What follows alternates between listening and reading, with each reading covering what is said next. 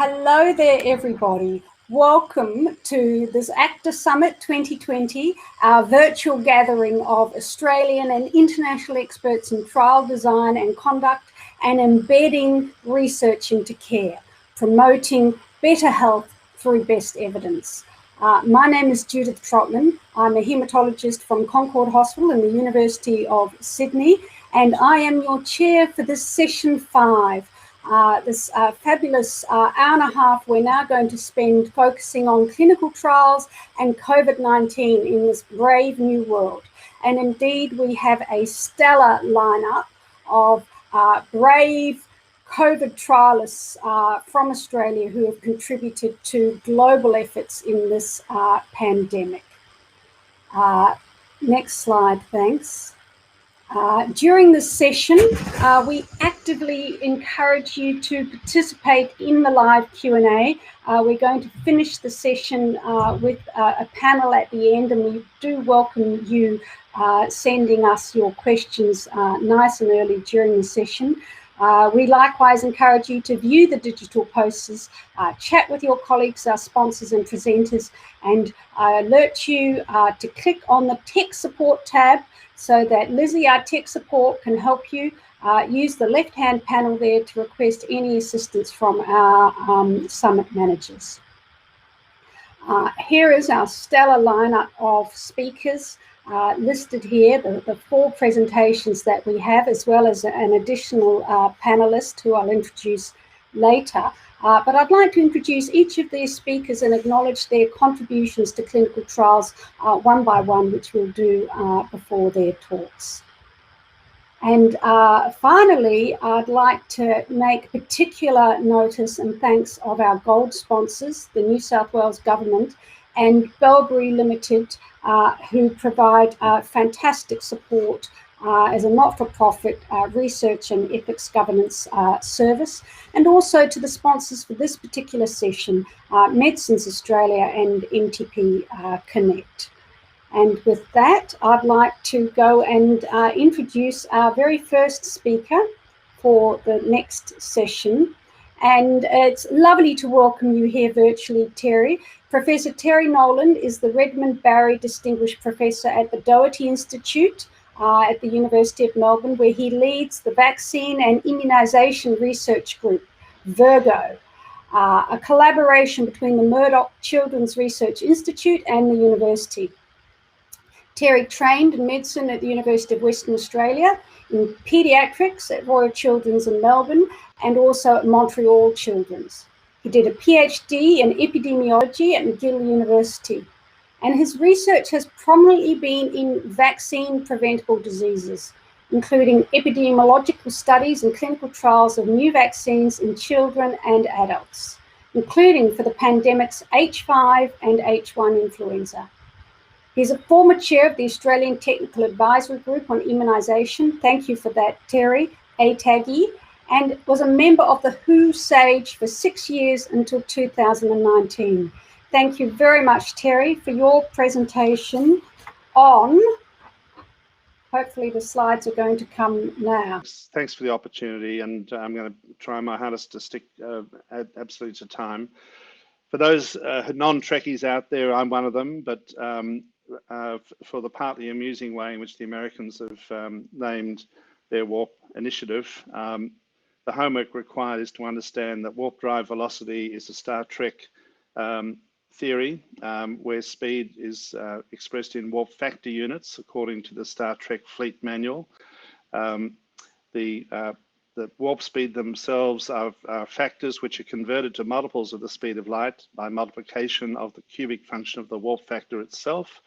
So warp 1 is equivalent to the speed of light, warp 2 is 8 times the speed of light, and warp 3 is 27 times. So fortunately, the American warp speed initiative was only factor 1, only light speed.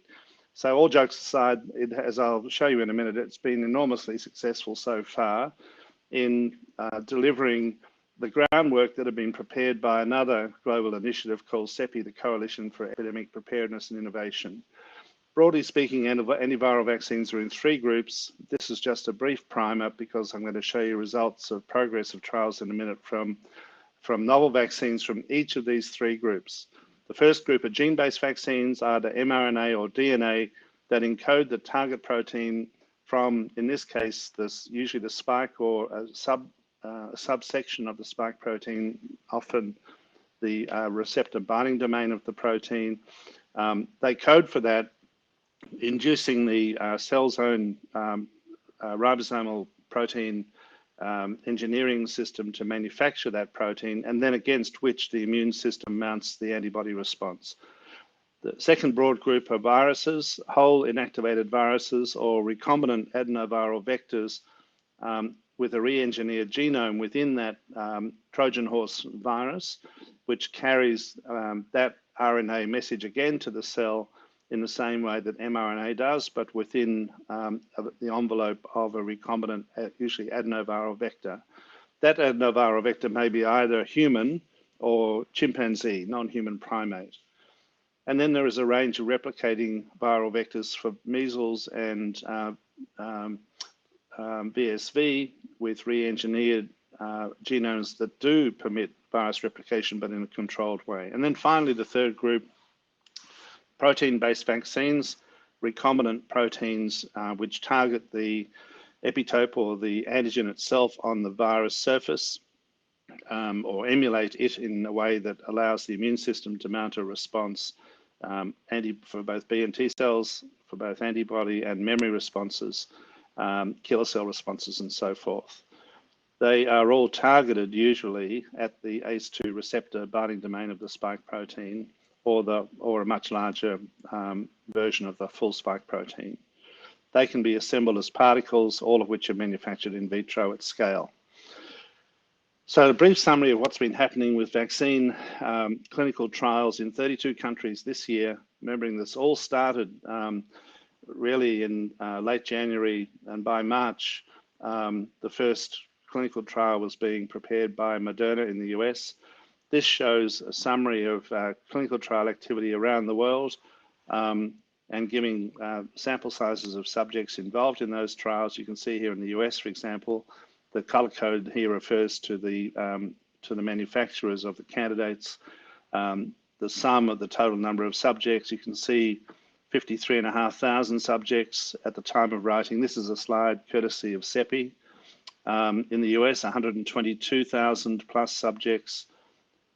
In China, nearly 10,000 subjects. The other places to note are the Middle East, which has a number of subjects here, and also note Australia, relatively small numbers of subjects, and I'll come back to why they are being done. The numbers of subjects participants within these trials is massive and has been mounted in such a short period as to be breathtaking. Here, this table illustrates, this is actually from The Economist, which is really an attempt to see where the lead candidates are for each of the vaccines. Johnson & Johnson, or Janssen is their vaccine division, have an adenovirus vectored vaccine. Started their phase 3 in September and so forth. AstraZeneca and Oxford, as you've probably seen in the press in the last week, started in August. There are a number of phase 2/3s in the UK, in Brazil, South Africa, and a large phase 3 in the US, which is about a quarter or a third recruited at this time. Novavax, who are a bit behind the others, having done, as we'll see in a minute, their phase 1 and 2 in Australia and in the US, and now started a phase 2/3 in the UK, and a larger phase 3 planned for the US, and so on down this list. Pfizer BioNTech, as you've heard, another mRNA candidate, successfully reporting its primary analysis last week, as did Moderna last night. Sorry, I'll just go back to that table. The Russian one here, Sputnik 5 from Gamaleya Institute, another adenovirus vector, actually two vectors, both 5 and 26, given as first and second doses. And that was controversially given emergency use authorization in Russia, but they have moved to do what appears to be a proper phase 3 at this point, actually reported interim analysis on 20 subjects last week. Moderna, I've just mentioned, and Sinovac, one of a half a dozen Chinese candidates. Note that The only candidate, which is a single dose candidate, is the Johnson & Johnson or Janssen adenovirus vector candidate with a single dose. All the others are 2-dose regimes. CEPI was really a piece of visionary thinking about 2 years ago that established an international consortium of funders founded in Davos by the governments of Norway and India, the Gates Foundation, the Wellcome Trust, and the World Economic Forum, and then subsequently secured financial investment from many other governments around the world, including the Australian government, UK, Germany, Japan, Canada, Ethiopia, Belgium, Denmark, Finland, and more from the Gates and Wellcome. Offices in Denmark, in Oslo, in London, and also in Washington, DC. Jane Holton, former Secretary of Health and also Finance in the Australian government, chairs their board, and Melanie Saville is a Director of Research, having been at Sanofi Pasteur before that. CEPI basically looked for a range of platform approaches to potentially emerging viral diseases.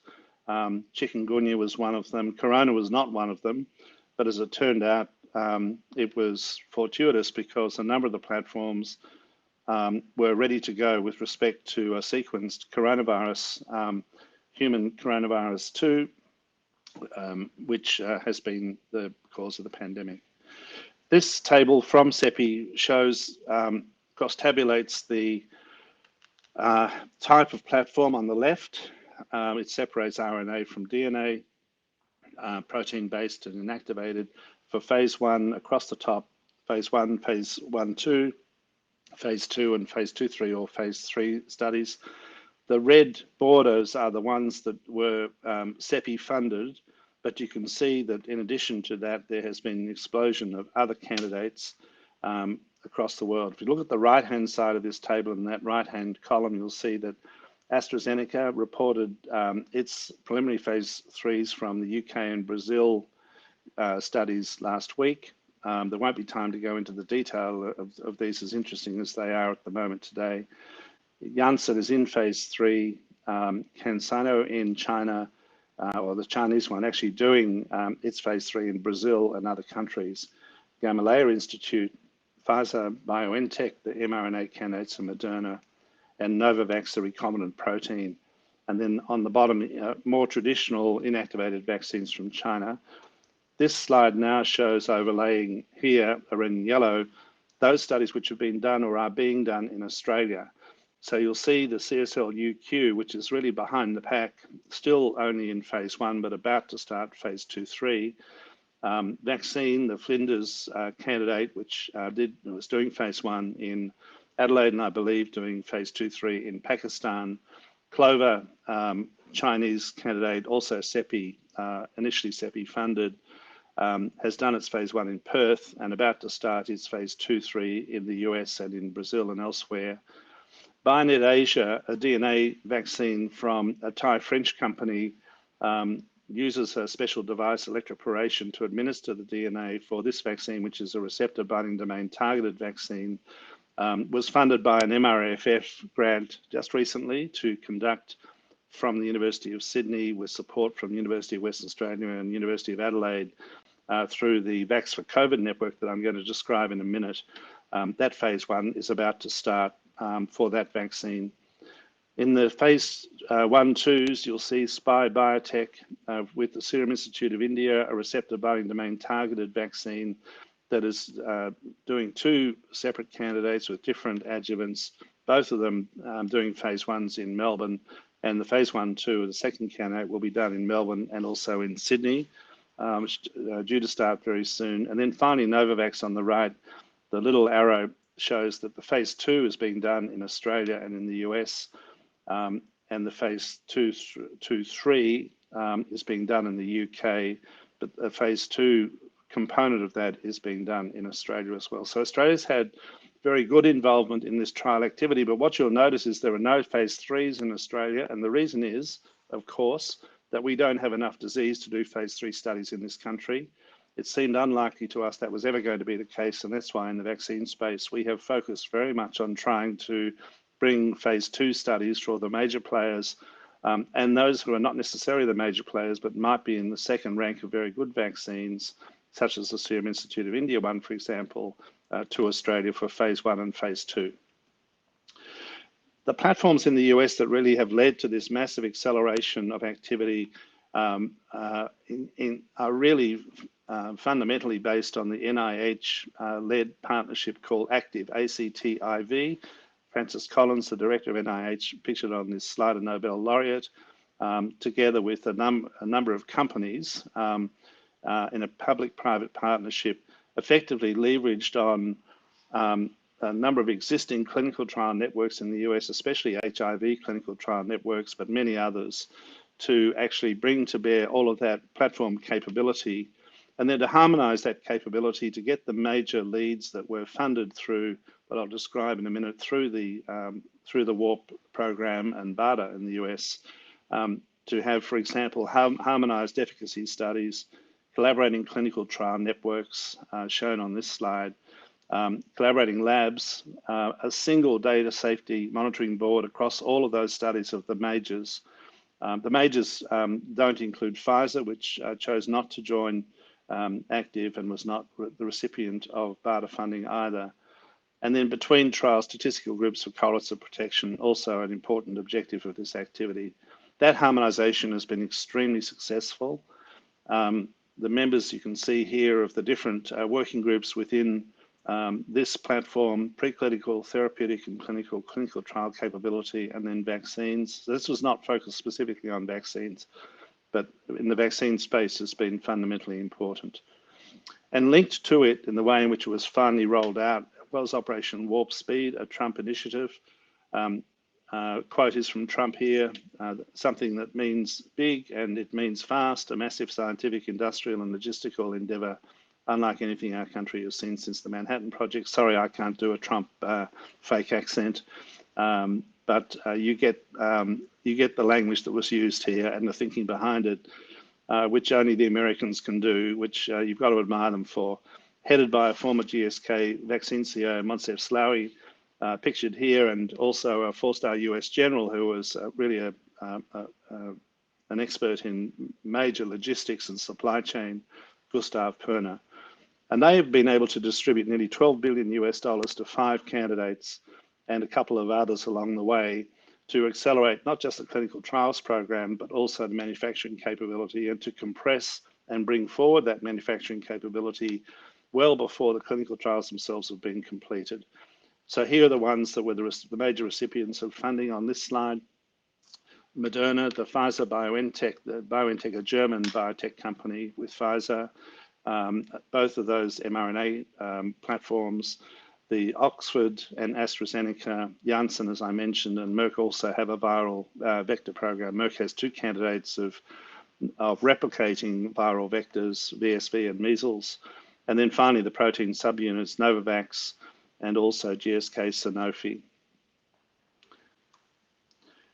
An important determinant of how these collaborations and alliances were working was the FDA sitting behind it, providing 2 important guidances, the first in October, the second, the first in June, the second in October. The one in October only weeks before the election, which was very unpopular with the outgoing US president because it introduced a whole lot of new rules on this slide there listed, which related to early stopping. So all of these trials, as part of the sort of common trial design platform, had interim analysis and early stopping rules, which were related to efficacy largely. And I'll show you that on a slide in a minute. But the FDA, under increasing pressure from the media and others, and suspicion that somehow or other there'd be political interference in approvals, went out of their way to make it explicit that they were going to be tough on requirements for any possibility of an early emergency use authorization, requiring not only high levels of efficacy, but also median follow-up durations of more than 2 months after completion of the second vaccine dose for those in 2-dose schedules, adequate numbers of subjects in different ages, especially older age, the elderly, many other things, including sufficient cases of severe disease, more than 5 severe COVID-19 cases in the placebo group, for example, and so on. So this really did have a very big impact on how those trials were conducted. This was an estimate which I've added to, but it was done initially by Larry Corey from University of Washington, Seattle, looking at the timelines for the different candidates in this lead pack. The numbers in black in each of these bars are estimates of when the number of events that would trigger an early stopping rule or the definitive number. By and large, these were event-driven trials. The total number of events for the pre-specified parameters was about 150 events, and so early stopping at 50, 100 or 150, some variation on that in each of the protocols. But you can see that the first one, the Pfizer-BioNTech, which was not one of the Warp Speed funded candidates, the red box around the 150 was their primary analysis. They already announced that. We haven't seen it in peer-reviewed press yet, but 150 events leading to a primary estimate of vaccine efficacy of 95% we know about. And yesterday, Moderna announced theirs. I haven't changed this slide yet, but they announced their primary analysis based on 196 events with a vaccine efficacy of roughly 95% as well, and a 100% vaccine efficacy against severe disease, a predefined secondary outcome. AstraZeneca is another story, and it was paused in the US. This is the US phase 3 here, not the British or the Brazil one that you read about in the press last week. And then you can see the others on this slide. Importantly, people are very interested in the right-hand ends of these bars, when these vaccines are possibly going to become available, and when, if an interim analysis occurs, which gives, because there have been some very, very high event rates, because the disease is rampant in the US and also in Brazil, which is where most of these recruitments have happened, has allowed the studies to reach these endpoints much earlier than would otherwise have been the case. In Australia, we established an alliance of experienced vaccine trialists. We named it Vax for COVID. We had funding from the Victorian government to do this back in, whenever it was, April or so, and have brought together colleagues listed on this slide who are both in the academic sector, but also some in the commercial sector who've been very important in facilitating trials. Our focus was on facilitating collaboration with academic clinical trial centres, so not the SMOs and the others, the site management organisations and others which are proliferating in Australia. Very important, but obviously have a very different mission to what we see ourselves having. And this has been very helpful so far in facilitating much interest, particularly from major international companies in their phase 2 studies, which are still to come. And I would include in those, I'll come to this later, phase 2s that haven't been done yet in pregnant women, in younger children, in some other clinical subgroups and so forth. The other big player in this potentially could have been the WHO, which created the Solidarity Framework, which focused not just on vaccines, but also on clinical trials for therapeutics, including monoclonal antibodies, and also for diagnostics and for other aspects. The Clinical Trials for Vaccines Framework did a lot of work, but it does not appear to have progressed at this point. And there may be people in the audience who will have been directly involved in this who can comment.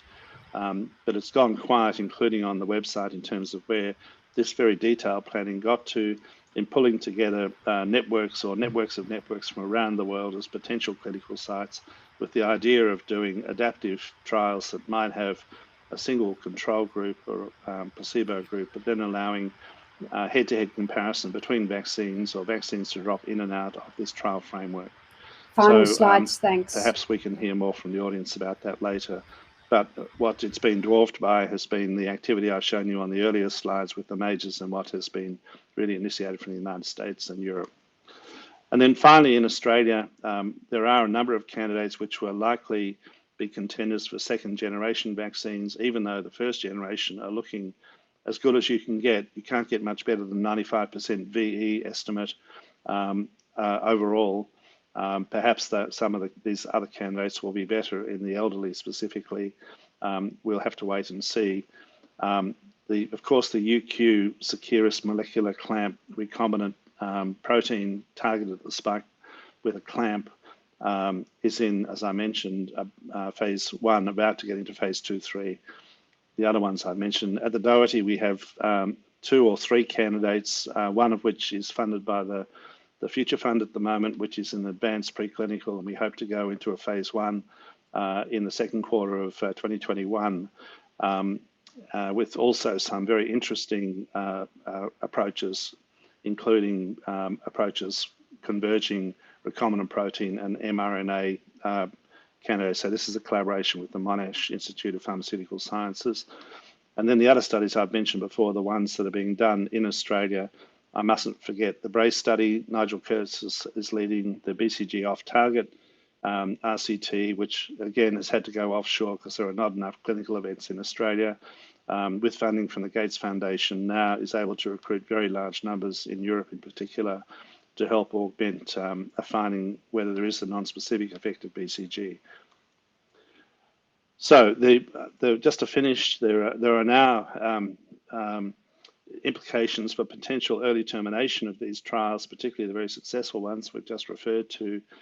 This creates a major ethical dilemma in terms of providing vaccine to placebo recipients, but also what will happen to, that is, once the vaccine is licensed and available for use, none of the protocols provide it in a crossover design or anything within the trial framework.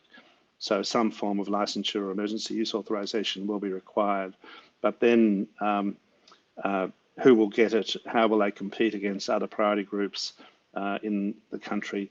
Some of these American trials have recruited very high proportions of frontline healthcare workers who've been very keen to get themselves at least a 50% chance of being vaccinated. And when they realized, or they will realize soon, potentially that they're in the placebo group, I've heard anecdotal comment that many are desperate to be vaccinated, which is completely understandable. So we'll lose information if we don't complete those studies. So that's the other side of the coin. So finally, my last slide, CEPI Active and WARP have had a profound effect on achieving these remarkable results in vaccine development. The massive injection of funds from the US government in particular and around the world through CEPI to make that happen has obviously been the mediating event that has made that possible. There's now a very good chance we'll have at least 3 and maybe several more effective and safe vaccines for phased rollout in early to mid 2021. But there are still many questions remaining to be asked, many of these by phase 2 type studies in low disease incidence countries like Australia. So I'm very keen that we'll see as many of these studies done here in collaboration with major centres in Australia that are listed on this slide. So I'll thank you there and I'll finish. Thank you very much. Thank you very much, Terry, for a summary of what really has been developed at Warp Speed.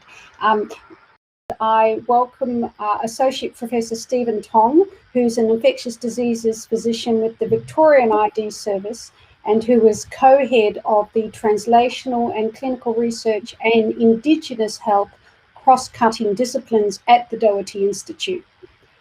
Steve spent 10 years in Darwin before moving to Melbourne to join the Doherty Institute in 2016. His research interests include important skin pathogens, Staph aureus, Group A strep, hospital infections, Indigenous health, viral hepatitis, and influenza. And Stephen is actually leading 2 adaptive platform trials, ASCOT, the Australian COVID-19 trial, and SNAP, the Staphylococcus aureus network adaptive platform trial. Thank you very much, Stephen. Thanks so much, Judith. Hopefully you can hear me. Thanks for that kind introduction. I'd like to pay my respects to the Aboriginal and Torres Strait Islander people of Australia and pay my respects and acknowledge elders past, present and emerging. So I'm going to talk about ASCOT, the AustralaSian COVID-19 trial, which I guess I see as the probably not so successful little sibling of the REMAP CAP trial. And I'll speak through some of the challenges that we've faced, a little bit more about the trial, and also some recommendations perhaps for thinking about how we might move forward into the future. So our rationale was really to establish a randomized controlled trial for hospitalized non-ICU patients. We knew that REMAP CAP was running, but we knew that there was this space for hospitalized patients who weren't quite critically unwell yet. We wanted to provide equity of access to therapies for patients in Australia and New Zealand, to provide this kind of embedded care, randomized rather than random care, and have this within the framework of a clinical trial. We knew from early on that many people were trialing different interventions outside of the context of a trial without the ability to learn. And as with REMAP-CAP, which we've learnt lots from, we wanted to make this an adaptive trial, although we hadn't had the 2 or 3 years of setting things up, so we decided to commence with a classical frequentist design to begin with.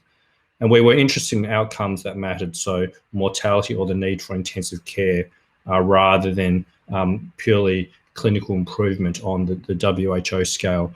And of course, this needed to be a pragmatic trial. So I'm going to spend a little bit of time on this slide here, which really, I guess, demonstrates the shifting sands that have occurred as we tried to set this trial up, and how we've tried to address those. So this is the epidemic curve in Australia, going from the 25th of January, from our very first case, through to November now. And obviously there were the 2 waves, the initial wave mainly in return travellers, and then the second wave centred in Victoria, and with clear community transmission.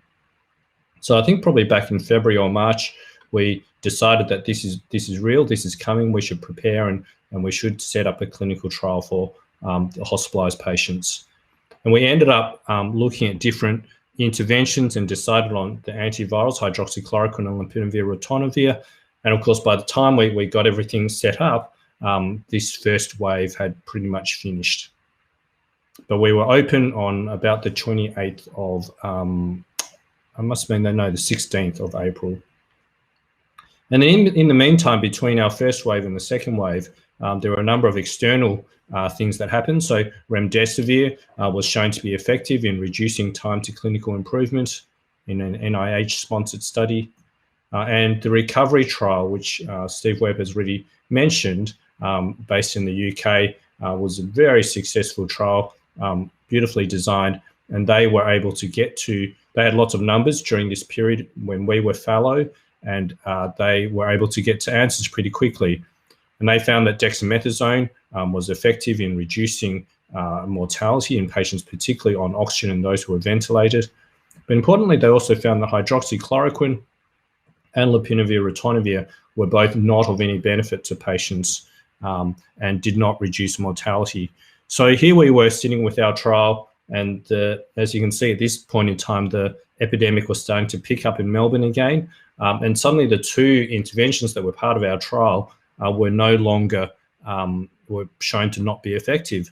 And we had to quickly decide what to do, but a number of meetings, and end up that we decided to close hydroxychloroquine and lopinavir/ritonavir, principally because as investigators, we had lost equipoise, but perhaps more importantly, the hospital sites who were involved had also lost equipoise for these 2 drugs. So we quickly shifted, we changed our protocol, we dropped hydroxychloroquine and lopinavir/ritonavir, and we opened convalescent plasma, which also involved quite a lot of work with the Red Cross, the blood bank, and tying in closely with them. And they've done a marvellous job in being able to provide convalescent plasma for trials such as ASCOT and REMAP-CAP. So we ended up recruiting our first patient. And as you can imagine, once you change a protocol, you've got to go through ethics again, got to go through governance with each hospital site that's involved. And that all takes time. Our first patient through on towards the end of July, and a slow dribble of patients since then. And eventually, so slow dribble of patients through until now. In parallel, we decided to make this a truly adaptive trial instead of a frequentist study, and have been rewriting protocols, introducing new antivirals such as interferon and a drug called nifamostat.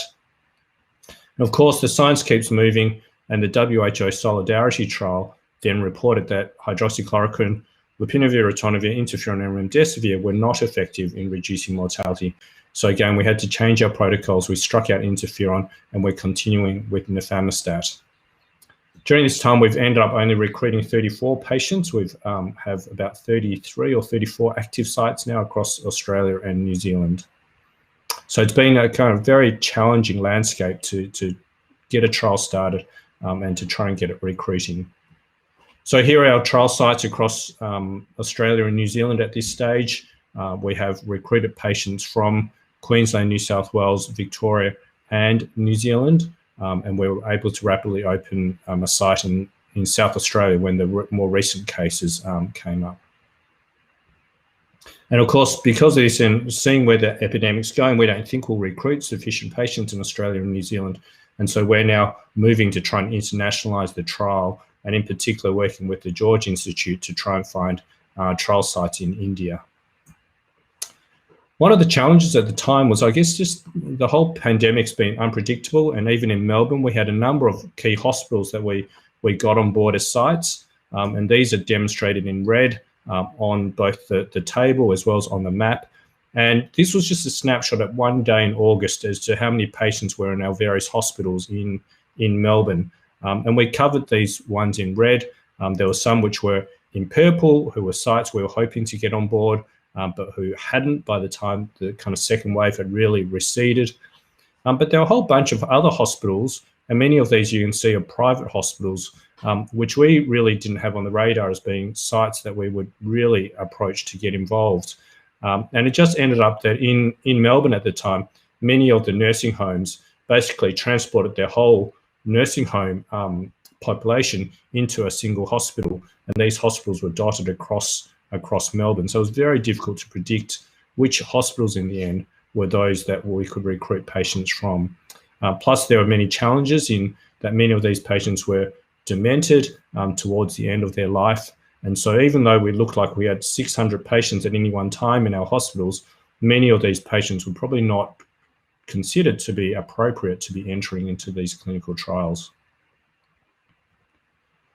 In terms of the governance, we've worked hard to make it a kind of pretty robust governance structure.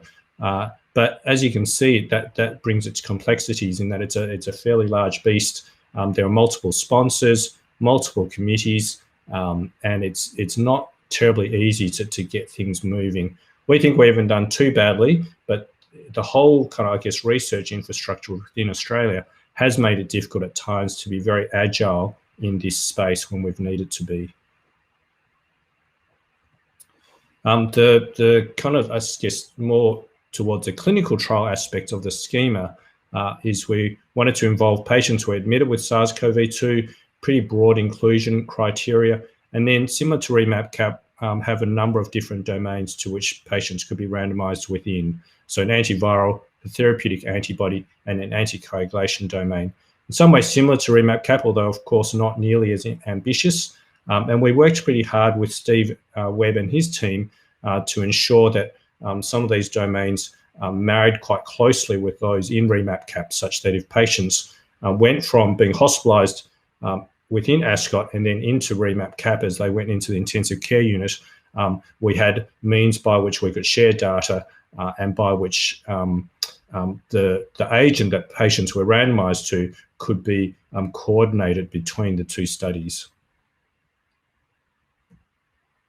So I'm just going to briefly go through a table of some lessons that we've learned, I think, and perhaps Professor Jardine will talk more to some of these kinds of issues as well. We've found that things have been slow.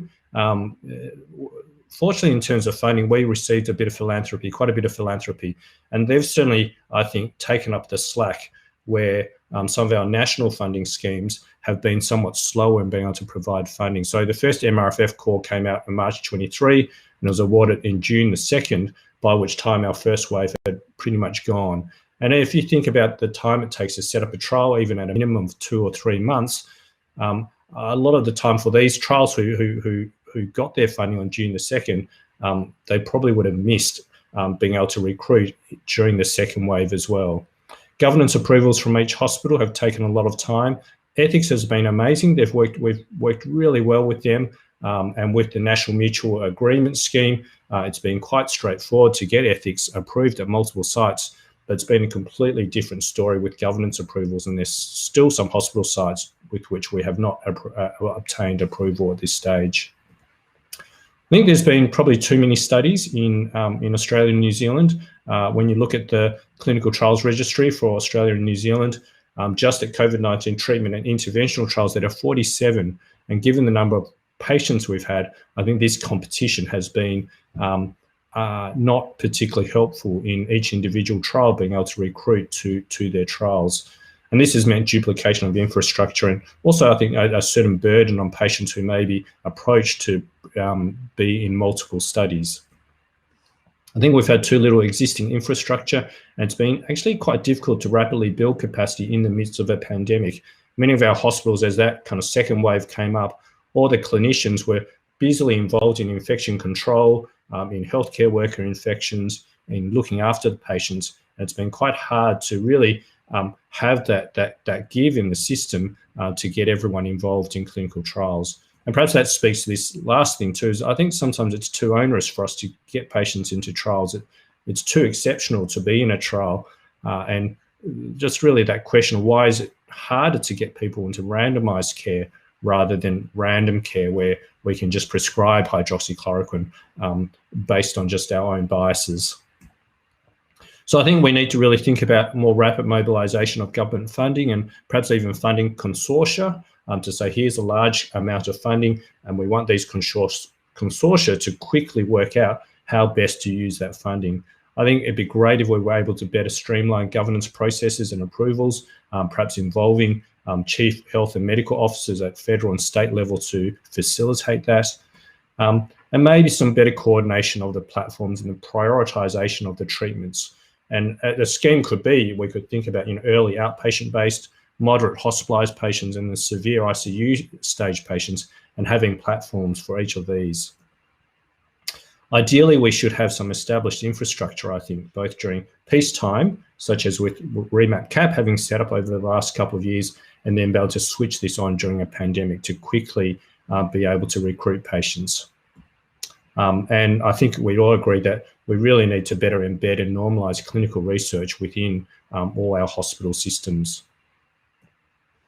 So, again, the UK has done a remarkable job, not just in REMAP CAP, but also the recovery trial, which has now recruited over 19,000 patients. And they had really strong support from all the chief medical officers across the United Kingdom.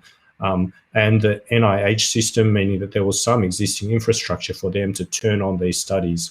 And I think there's much that we can learn from the recovery experience.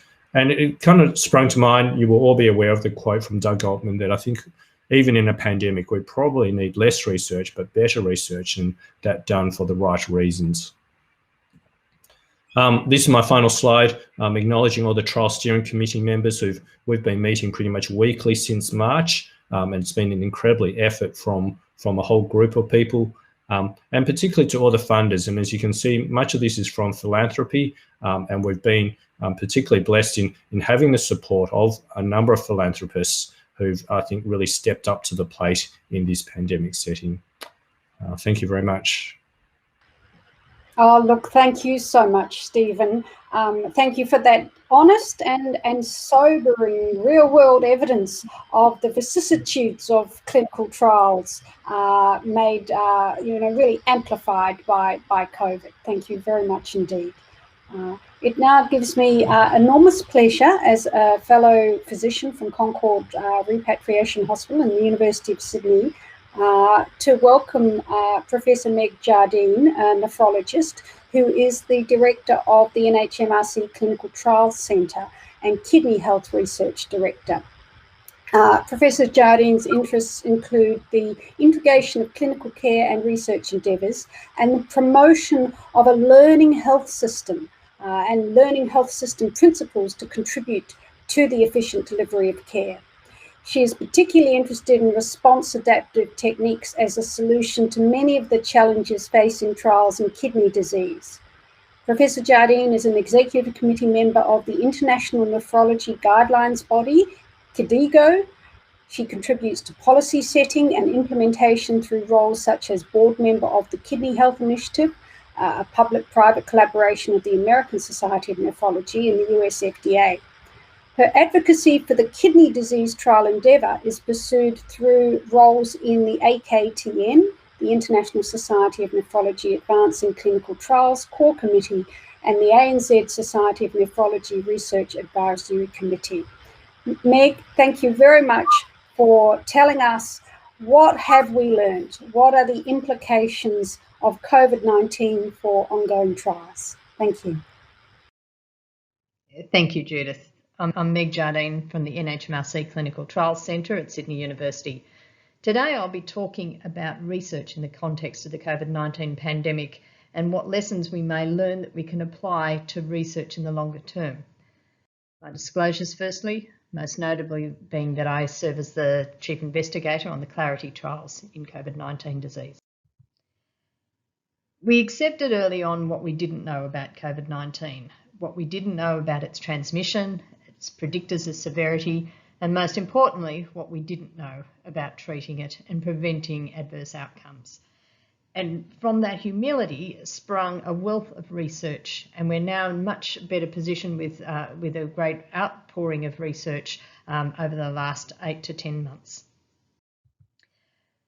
Secondly, we've found that people can adapt and can change long-standing habits and systems with a common purpose. In the media, there have been highlights of the exceptions where people haven't adhered, but that maybe masks the widespread acceptance, at least in Australia and New Zealand, of adhering to advice from government and other authorities, and from that has led successes in halting transmissions. We've seen that in Australia and earlier in New Zealand, where outbreaks have led to restrictions in movement. By and large, the population has been adherent and those outbreaks have been brought under control. The other thing we've found out is that trials can be successful, and the most outstanding success story is the Recovery trial from the UK. Recovery is a platform trial testing multiple trial questions within the context of the UK health system. By August in 2020, it had recruited over 12,000 participants from 176 active sites. And that brought us the first good news success treatment in the COVID pandemic. And that was that dexamethasone, when administered to people with respiratory distress, was effective in improving mortality and other outcomes. The trial was so big, in fact, that we got some nuances about which patients may benefit. The trial showed that people who were not requiring oxygen at the beginning of recruitment didn't appear to benefit, unlike those who did. And that really speaks to how large the trial was, that they had sufficient power to answer some of those secondary questions. The recovery story is worth noting. They commenced in March, enrolled their first patient in March. They were, like many other trials around the world, in bringing together a protocol early, but unlike other trials, they were successful in commencing treatment early. And that's worth thinking about the healthcare context in which that happened. They answered multiple questions. They found by June, for instance, that hydroxychloroquine was not effective, and they closed that trial arm because of a lack of efficacy. By June, they were able to announce the positive findings for dexamethasone treatment, and late in June, they reported that the combination lopinavir-ritonavir was not effective. So where is the Australian equivalent? Is it patients?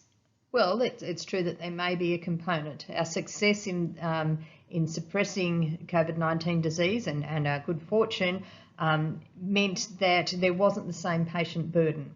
And that's a very good reason not to be recruiting to a trial. The second question is interventions. Did we have sufficient interventions? Well, certainly early in the pandemic, there were few candidate interventions, but that was a worldwide problem. Did we not have researchers?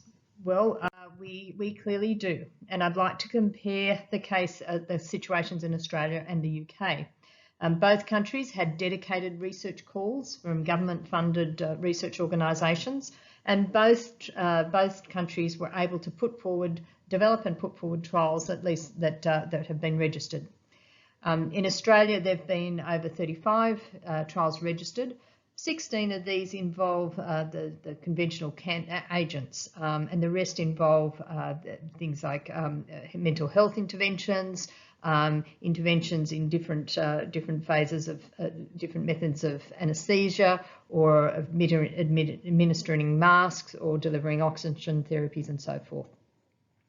The trials involve a range of designs befitting the different interventions being tested, and a range of populations. Some are in healthcare workers, some in community dwellers, and then in the range of hospitalised COVID patients, including a few trials that are deliberately conducted in high-risk groups, such as patients with cancer, to see if there's differences in the treatments in those groups.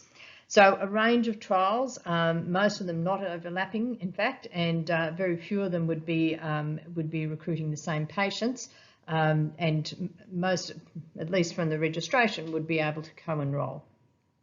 In the UK, the NIHR prioritised COVID research.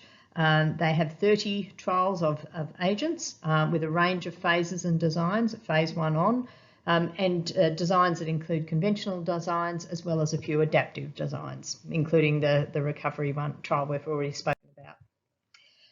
So it's not patients, researchers or interventions. The difference, I think, between Australia and UK is the systems. I'd like to take a little time to outline the UK clinical research support. The NIHR has a clinical research network that coordinates and supports the delivery of research. Within that network are 15 local clinical research networks which cover the UK mainland. Those research networks include site support, site coordinators and equipment and so forth that supports the delivery of research infrastructure. This is quite different from the Australian setting, where that local site clinical research infrastructure generally has to be built up by individuals acting in their own time. The areas where there's pharma-supported studies, the therapeutic areas where the pharma-supported studies manage this more successfully.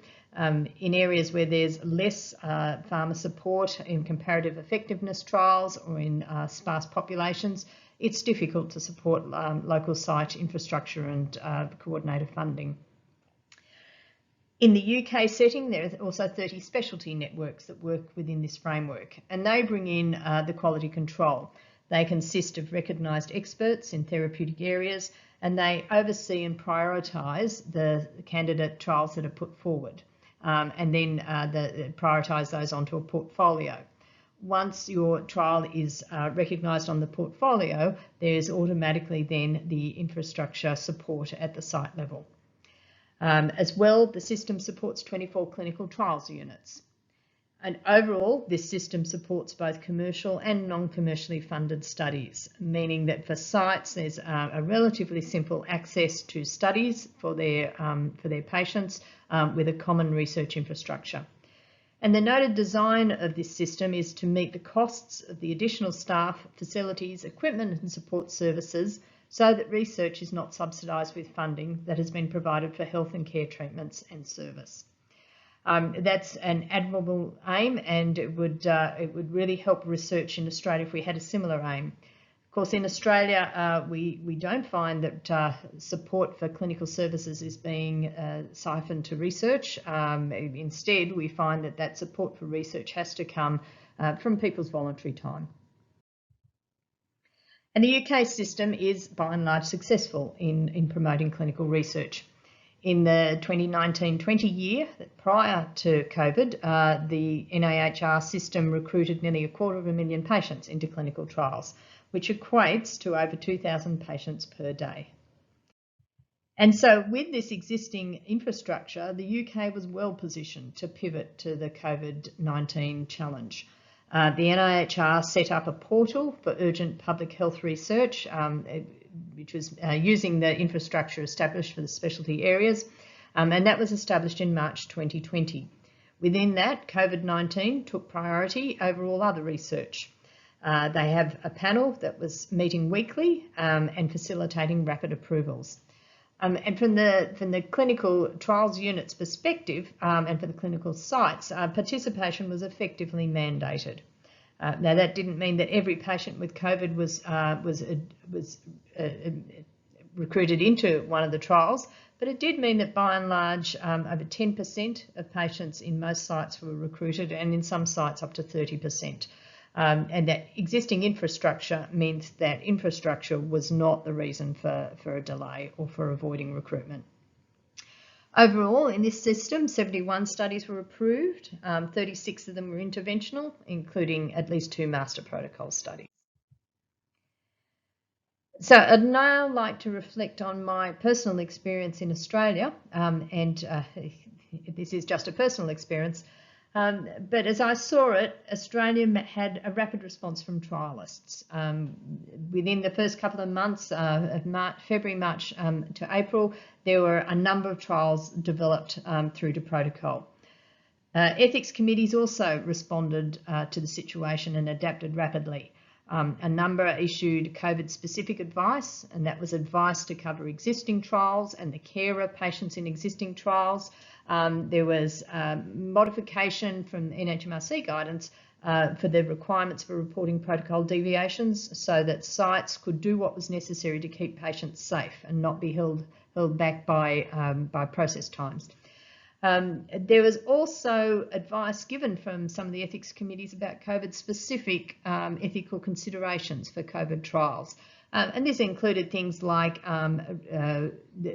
the consideration of paperless consent, of verbal consent or of e-consents to avoid additional interactions that might involve risk of contamination to healthcare workers. Another thing the ethics committees did is increase their review cycle so that COVID-19 research could be prioritised and implemented quickly. We also saw a lot of cooperation within the research community. There was a recognition that we don't want sequential addressing of these trial questions, and so many of the trialists have cooperated. Cooperation has ranged through sharing of information through to a common approach at the site level. Some local health districts have also responded in this way, and I know of at least one in Sydney that has recruited a trial coordinator whose purpose it is to assess the eligibility of patients for different trials and present the trials to them in a single coordinated package. So in many ways, Australia has responded well. My personal experience is, though, that governance procedures have in fact been slower than usual. The response from sites has generally been a recognition of the importance of research and often a willingness and an eagerness for the research results, but at the same time sites have been overwhelmed by clinical duties and in particular by the extra burden imposed by COVID-19 adaptations. Clinical health services have very appropriately changed many of the way they do things to protect patients and to minimise the chance of spread of COVID. But what that has meant is there have been additional burdens on sites even in the absence of COVID-19 cases. So beyond the UK example, I think there are even further ways that we could potentially improve the integration of research and health systems. And that would certainly have improved our response to COVID. And in fact, the recovery investigators also note that the more research can be embedded into routine systems, the greater the uptake could be. And they're arguing for ways in which they could improve their 10% recruitment rate. A learning health system, of course, is one in which the experience of every patient informs the experience of the next, that there's constant evaluation and research to integrate it into the clinical systems to improve outcomes. Many of the structures of trial infrastructure and clinical health service delivery are similar. In both cases, patients are evaluated, they are assessed for appropriate treatments. Where there's uncertainty, treatments are selected. In the case of a trial, that treatment is selected through randomisation. In the case of health services outside trials settings where there's ignorance, treatments are selected arbitrarily. Both systems evaluate outcomes and record them. In a trial context, this is evaluated in the context of randomisation. In the clinical context, there's a recording of patients' outcome, but no systematic way of evaluating outcomes. A learning health system merges these two processes so that randomisation can be embedded in the clinical health systems where appropriate and learnings can be gained.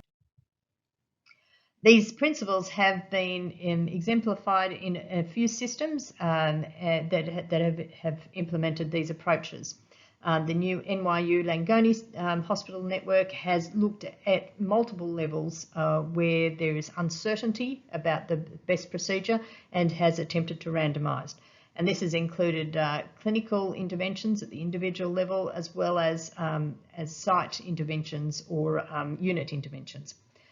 They've been able to find a number of ways in which some of their normal practices have been shown to be futile, and some where they've identified an optimal process and have been able to implement that.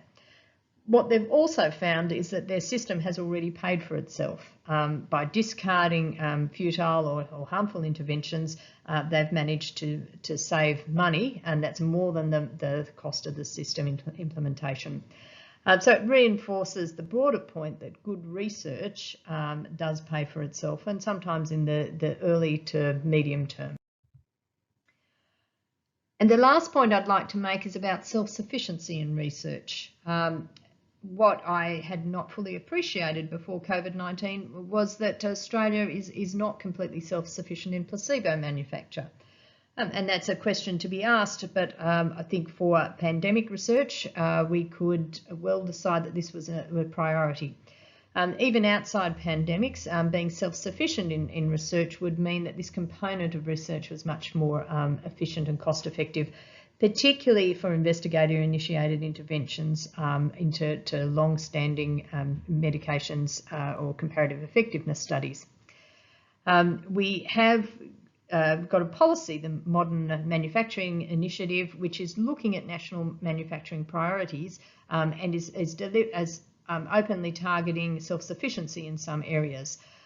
Medical products has been included, and I think it would not be too much of a stretch to include placebo manufacture as well. What I found early in the pandemic was that while we do have companies that produce placebo, they are relatively few, and if their workforces are shut down, for instance COVID-19 transmission, they are then not able to produce placebo. So having more than one company would help us mitigate that risk. The other thing I found was that some of the components necessary are not produced in Australia. And so depending on the type of medication you're looking at, there are some components where we are very dependent on overseas manufacture. So the lessons I've learned from this experience are firstly that research flourishes when we acknowledge doubt. And so extending that humility to many questions in the delivery of chronic health care would promote research. And from research comes knowledge, and often relatively quickly. I've found that people do cooperate and that there is a willingness to cooperate, particularly when the common good is clearly articulated. But also I found that people are most effective when they're working on their day job, when what they are working at is their main mission. And so where things are not their main mission, such as research in clinical sites, it's very difficult then to be effective. On the same theme, systems will produce what they are designed to produce. So if research is not part of the core mandate of health systems, it's something that will be discarded when the system is under stress. So I strongly believe that investment in research infrastructure will improve health outcomes, both by the extra knowledge that is gained, but also by the efficiencies that are generated that then allow the health system to focus and prioritise its energies. Thank you.